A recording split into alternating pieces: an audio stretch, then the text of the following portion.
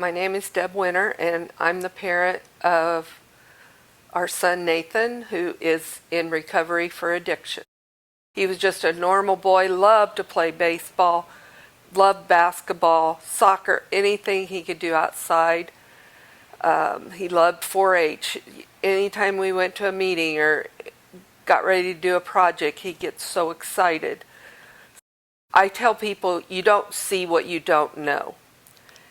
I had been around people that had been alcoholics, but we didn't associate with anyone that did drugs or any of the activities they went through. So we learned a whole lot up until about 5 years ago. Our son finally started talking about what happened, but he was so good at it that he hid a lot of that. As he got into high school, I noticed the sports. He only wanted to do travel league, not schools. And I couldn't figure out why. Well, now as I look back, it's because they do drug testing in the schools, but not for travel league. Our best guess, it started at about the age of 10. He was only allowed to ride his bike from our house around the corner to the neighbors to play with their son David.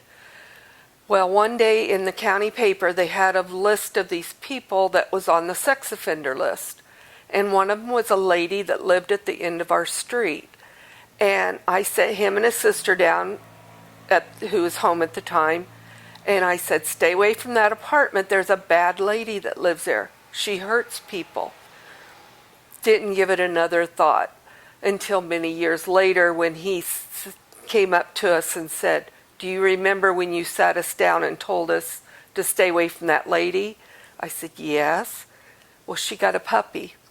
And he got in the house. She molested him, gave him cocaine, and threatened to kill his family if he ever told. And he did not tell us for probably 20 years. Really, it tears apart a family and your faith for a long time. In middle school, he was still having a lot of behavioral issues. School counselor called us in and talked to us and said, I don't know what's going on, but his behavior is like out of control. And we went up to probation because he had been picked up as a juvenile suspected of marijuana.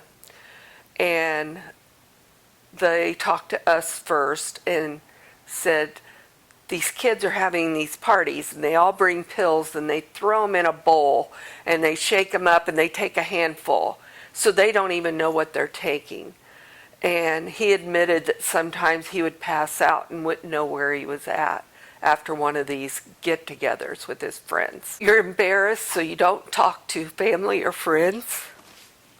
So we were kind of floundering out here on our own. Still, we couldn't fight the disease of addiction. And addiction is a disease. Our pastor at the time at the new church we go to, he was a wonderful guy. He comes down and he says, come over here and sit down. We're going to talk. And that broke the walls down.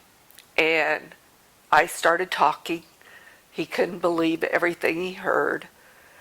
But it opened me up to be able to talk to others. You lay in bed at night and wonder, is our child alive? And after talking to a lot of parents in a support group, I said, do you ever plan their funeral in your head? And they said, yes. You figure out, okay, what would they want to wear in the casket? What songs do you want to play during the service? And when you think back on it, it's like, it just about kills you. But it's your way of trying to cope with the idea it's a possibility. It's a possibility at any time. And so many, many times when I hadn't heard from him in days, a lot of the problems with addiction goes back to insurance companies. They limit rehabs to 30 days to 60 days. They don't think they need longer than that. All it does is sober them up and then they send them back out into the world, and then they're right back into it. I think the thing we're most grateful at this point is we now have his little boy who's 4 years old and such a joy.